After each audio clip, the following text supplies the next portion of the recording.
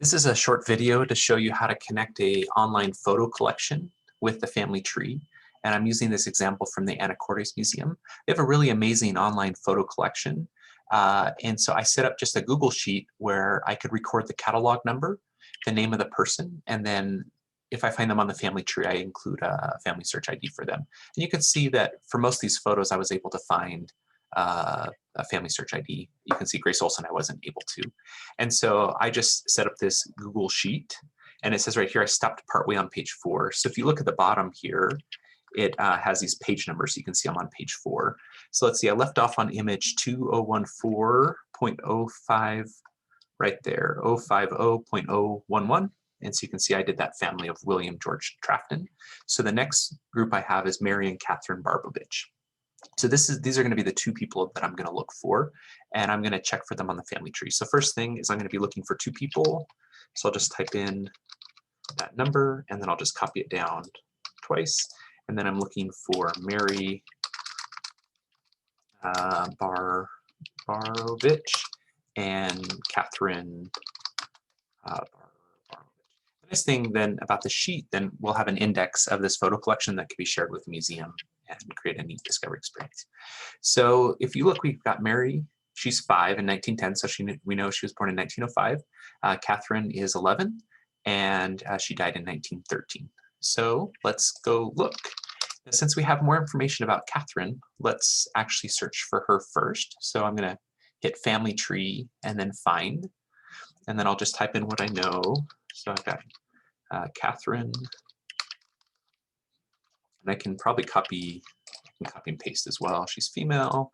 I'm just going to use her death information. She died in 1913, and I'll just put Washington. Okay.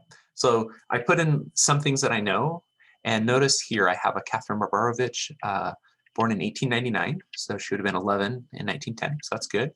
The death date's a little different, so let's go see if we can find some other clues that might indicate that this is the right person.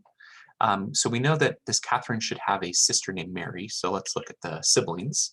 So here we have a Mary born in 1905, so that's great because that's exactly the age she should have been in that picture. And then let's just take a look at her and notice that she married someone named Overfield. Now, this is telling us that her name later was Luvera, and so we could maybe do some more research, and maybe that this could then be a clue that might help us find another spouse she might have had. But this is looking like definitely a correct match. Now, one thing we could do, I was just seeing if we have a picture, because sometimes there's a picture on the family tree that we can use to compare. But in this case, then I'm pretty sure we found the right match. And so I'm going to copy the ID and put that here for Catherine. And then I'll copy the ID here for Mary. And I like to copy it from down here on the family, because for whatever reason, when you copy this ID, it creates a little hyperlink. If you copy it from up here, I'll show you, it doesn't. It's just kind of a non-hyperlink. So I don't know why they differ, but they are. And so that's it. And so then I would move to the next one. I'd go 2015, 0007. And actually, this one's a little longer, so I'm going to probably see if I can copy it.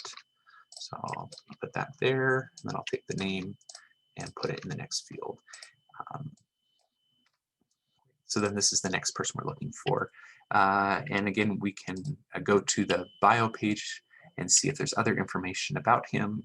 You can see there's some other family members. You can see that he was part of the class of 1928. Yeah, so some of these might give us clues for who he was.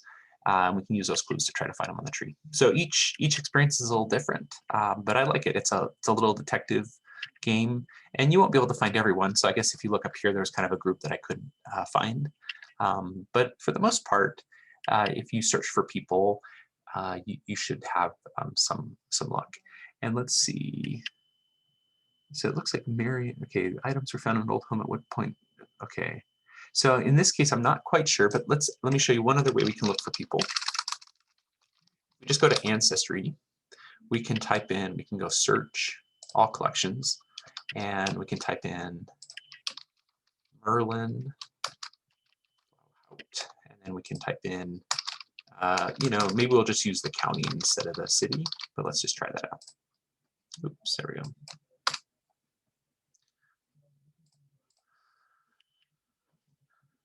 Okay, and again, sometimes we might find some, some additional clues over here. This one looks like a harder one, but maybe I'm missing some clues that might be helpful here. So, but yeah, so we hope you have a great experience working with these records, and be neat to be able to connect this photo collection with the family tree.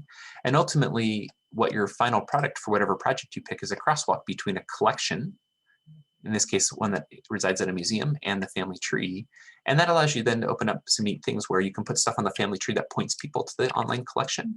You could work with the museum to create a discovery experience so people can see how they're related. And then we could also give the museum all of the information about each of these profiles. So notice that when I come into this profile, I have a lot of information here. We could give all that information to the museum so they could make their collection more searchable.